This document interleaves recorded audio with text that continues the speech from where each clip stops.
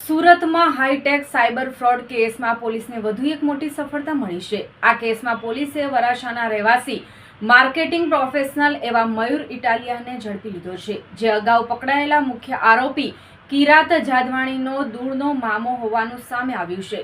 પોલીસે તેની પૂછપરછ કરી ત્યારે અનેક ચોંકાવનારા ખુલાસા થયા છે। મયુર ઇટાલિયાએ ઓગસ્ટ 2024થી લઈને અત્યાર સુધી મુખ્ય આરોપી કિરાત અને ફરાર દિવેશને 30થી વધુ બોગસ બેંક એકાઉન્ટ વેચ્યા હતા, જેમાંથી એક એકાઉન્ટ તેને 6 લાખ રૂપિયામાં આપ્યું હતું। સૌથી મોટો ખુલાસો એ થયો છે કે જેણે માત્ર 3 દિવસમાં 42 કરોડ રૂપિયાનું ટ્રાન્ઝેક્શન કર્યું હતું તે સ્ટાન્ડર્ડ ચાર્ટર બેંકનું એકાઉન્ટ મયુર ઇટાલિયાએ જ આપ્યું હતું। આરોપીઓ પાસેથી standard charter, RBL, HDFC, axis જેવી પ્રખ્યાત બેંકોના એકાઉન્ટ મળ્યા છે। પોલીસે મયુરને કોર્ટમાં રજૂ કરી 2 દિવસની રિમાન્ડ લીધી છે, જેથી પૂછપરછ કરી શકાય કે તેણે આટલી મોટી સંખ્યામાં બોગસ બેંક એકાઉન્ટ ક્યાંથી અને કેવી રીતે મેળવ્યા, કોની મદદથી ટ્રાન્સફર કર્યા અને પૈસાનો ઉપયોગ કઈ રીતે થયો હતો।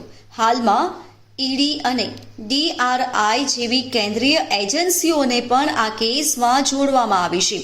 ઉધના પોલીસે આ હાઈ પ્રોફાઇલ સાયબર ફ્રોડ કેસમાં વરાછા વિસ્તારના રહીશ મયુર ઇટાલિયાને ઝડપી લીધો છે।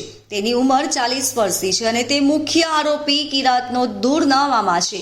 પોલીસે તેને કોર્ટમાં રજૂ કરી 2 દિવસની રિમાન્ડ મંજૂર કરાવી છે। હવે તપાસ અધિકારીઓ જાણવા માંગે છે કે આટલા બધા ફેક બેંક એકાઉન્ટ કયા માધ્યમથી મેળવવામાં આવ્યા અને તેનો ઉપયોગ કેવી રીતે કરવામાં આવ્યો હતો। મયુર ઇટાલિયાની પૂછપરછમાં ખુલાસો થયો છે કે તેણે ઓગસ્ટ 2024થી અત્યાર સુધી કિરાત અને ફરાર દિવેશને કુલ 30 ફેક બેંક એકાઉન્ટ આપ્યા હતા।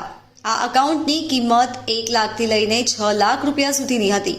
આ bank account bogus GST number અને ટેક્સટાઇલ કંપનીઓના નામે ખોલવામાં આવ્યા હતા, જેથી તે જહેમત વગર વાપરી શકાય અને કોઈને શંકા ન જાય।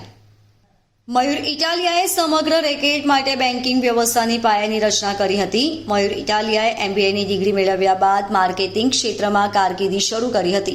શરૂઆતમાં તે પાપડના પ્રોડક્ટની માર્કેટિંગ કરતો હતો, પણ સમય જતાં તેની પ્રવૃત્તિઓ શંકાસ્પદ બની હતી અને તે સાયબર ફ્રોડના નેટવર્ક સાથે જોડાઈ ગયો। આટલું વાંચેલું લખેલું હોવા છતાં મયુરે પોતાના કુશળતાનો ઉપયોગ ગેરકાયદેસર કામોમાં કર્યો અને કરોડોનું ફ્રોડ અમલમાં મૂકવામાં મુખ્ય ભૂમિકા ભજવી હતી।